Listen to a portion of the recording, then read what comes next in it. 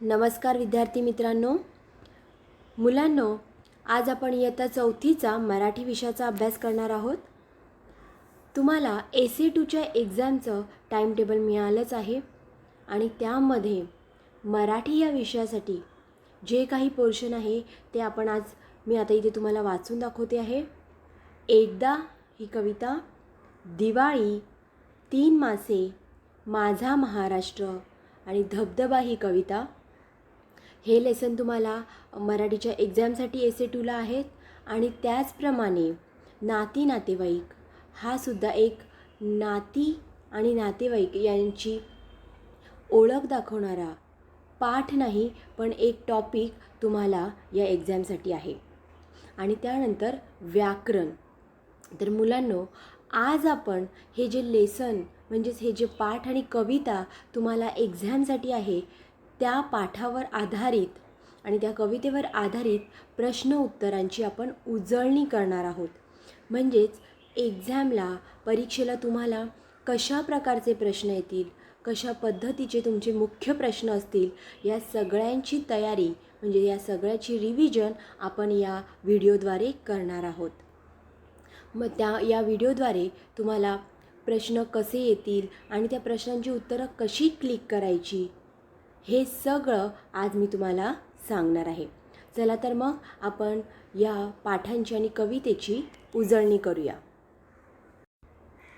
मुलांनो, आता आपण इथे प्रश्नांची उजळणी करणार आहोत आणि यासाठी आपण मुख्य प्रश्न काय आहेत आणि त्या प्रश्नांची उत्तरं क्लिक करताना, म्हणजेच तुम्ही ऑनलाईन एक्झाम देणार आहात त्यामुळे तुम्हाला ABC असे ऑप्शन्स आहेत आणि त्या ऑप्शनपैकी एक बरोबर असं उत्तर तुम्हाला तिथे सिलेक्ट करायचं आहे. तर आता आपण हा प्रश्न पहिला बघूया. रिकाम्या जागा भरा, म्हणजेच फिलिंग द ब्लँक्स.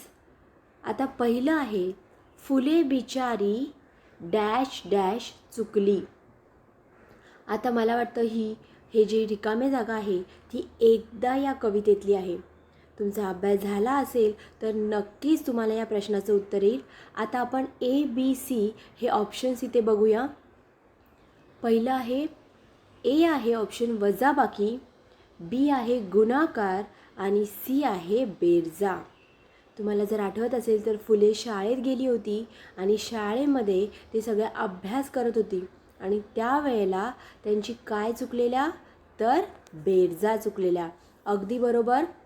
आता आपण इकडे बेरजा C हे ऑप्शन आहे त्यासाठी आपण काय करणार आहोत, इथे क्लिक करणार आहोत.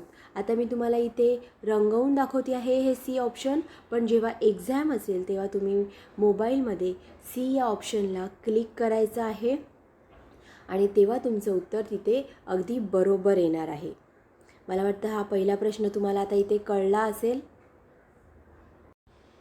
आता आपण अजून एक रिकामी जागा इथे पाहणार आहोत. डॅश डॅश ही महाराष्ट्राची राजधानी आहे. मुलांनो, माझा महाराष्ट्र या पाठातली हे रिकाम्या जागा आहे. आता इथे सुद्धा तुम्हाला 3 ऑप्शन्स दिलेले आहेत, ABC. A आहे नागपूर, B आहे मुंबई आणि C आहे भारत. तर मला वाटतं जर तुम्ही पाठ नीट वाचला असेल, नीट अभ्यास केला असेल आणि अगदी लेसनचे व्हिडिओसुद्धा तुम्ही नीट बघितले असतील तर तुम्हाला या प्रश्नाचं उत्तर अगदी सोपं आहे आणि ते खूप लवकर येईल. नागपूर ही महाराष्ट्राची राजधानी आहे का? नाही. भारत ही महाराष्ट्राची राजधानी आहे का? नाही. भारत हा आपला देश आहे. मग मुंबई, अगदी बरोबर. B हे ऑप्शन इकडे तुम्हाला सिलेक्ट करायचं आहे आणि आपण B या ऑप्शनवर इथे काय करणार आहोत, क्लिक करणार आहोत. अगदी बरोबर. म्हणजे दुसऱ्या रिकामी जागा जी आहे तिचं उत्तर आहे मुंबई ही महाराष्ट्राची राजधानी आहे. आता आपण प्रश्न दुसरा, खालील प्रश्नांची उत्तरे लिहा. म्हणजेच मुलांनो, इथे तुम्हाला खालील प्रश्नांची उत्तरे लिहा. एक्झामला प्रश्न विचारला जाईल आणि त्याची उत्तरं असतील, मग ती एका शब्दात सुद्धा असू शकतात किंवा 2 शब्दांमध्ये सुद्धा असू शकतात. Click the correct answer given below. म्हणजे त्या प्रश्नाचं उत्तर 2-3 शब्दांमध्ये सुद्धा असू शकतं किंवा फक्त आन्सर इन वन वर्ड म्हणजे एका शब्दातसुद्धा हे उत्तर असू शकतं. तर तुम्हाला अगदी अचूक उत्तर शोधायचं आहे. आता पहिला प्रश्न आहे, भाऊबीजेला बहीण कोणाला ओवाळते? हा प्रश्न कुठल्या पाठातला आहे बरं? अगदी बरोबर, दिवाळी. दिवाळी या पाठातला हा प्रश्न आहे. भाऊबीजेला बहीण कोणाला ओवाळते बरं? ए आहे आईला, बी आहे भावाला आणि सी आहे काकीला. मुलांना मला वाटतं या प्रश्नाचं उत्तर अगदी सोपं आहे, तुम्हाला ते नक्कीच येईल. भाऊबीजेला बहीण कोणाला ओवाळते? तर भावाला. बहीण भावाला ओवाळते.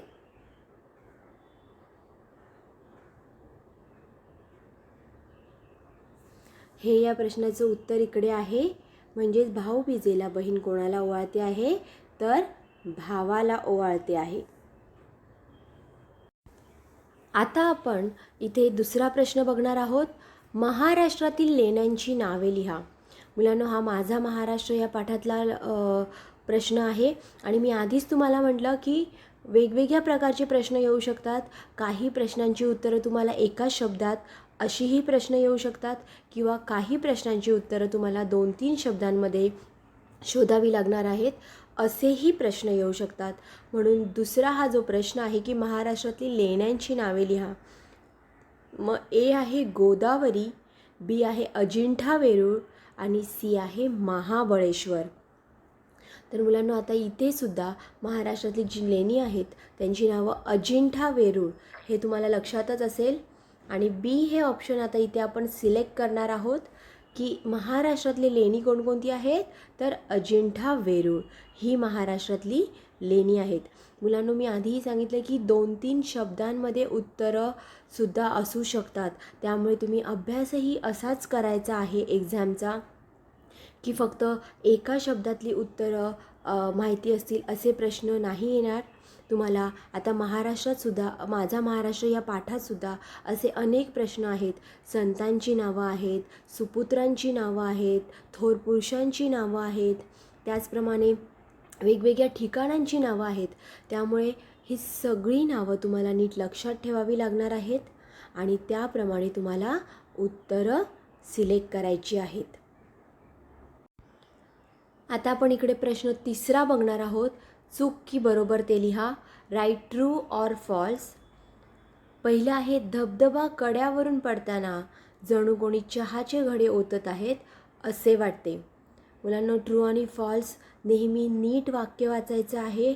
तुम्हाला जर नीट पूर्ण पाठ किंवा कविता नीट वाचली असेल तर तुम्हाला चूक की बरोबरमध्ये काहीच अडचण येणार नाही आणि एक्झामसाठी पाठातले किंवा कवितेतला कुठलाही प्रश्न विचारला जाईल.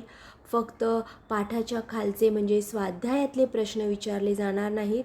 तर तुम्ही पूर्ण एक्झामसाठी सगळ्या पाठांचा कवितेचा पूर्णपणे अभ्यास करायचा आहे. टेक्स्टबुकमधला कुठल्याही प्रश्न तुम्हाला एक्झामला विचारला जाईल. जे काही तुमच्या पोर्शनमध्ये लेसन आहेत त्या लेसनमधले पाठातला कुठलाही प्रश्न तुम्हाला इथे विचारला जाईल. तर इथे आहे, धबधबा कड्यावरून पडताना जणू कोणी चहाचे घडे ओतत आहेत असे वाटते. धबधबा ही कविता तुम्हाला आठवत असेल. धबधबा जेव्हा कड्यावरून पडतो तेव्हा कशाचे घडे ओतताना वाटत आहेत? तर दुधाचे. मग इथे तर चहाचे आहे म्हणून हे वाक्य चूक आहे. म्हणून आपण ए हे ऑप्शन इथे क्लिक करणार आहोत, चूक. आता दुसरा आहे, तळ्यात 3 मासे राहत होते. तळ्यात 3 मासे राहत होते. हे 3 मासे या पाठातला हा प्रश्न आहे आणि या प्रश्नाचं उत्तर अगदी बरोबर आहे. हे वाक्य अगदी बरोबर आहे. तळ्यात 3 मासे राहत होते, हो की नाही? तळ्यात 3 रंगीबेरंगी मासे राहत होते म्हणजे हे वाक्य बरोबर आहे. आता या 3च्या जागी 4, 5 असे आकडे असते तर कदाचित हे वाक्य चुकीचं असतं. मुलांना या दोन्ही प्रश्नांची उत्तरं तुम्हाला कळलेली आहेत आणि चूक की बरोबर कसं ओळखायचं ते सुद्धा तुम्हाला कळलेलं आहे. प्रश्न चौथा, कोण कोणास म्हणाले ते लिहा. Who said to whom. म्हणजेच कोण कोणास म्हणाला आहे हे हा प्रश्न आपण इथे बघणार आहोत.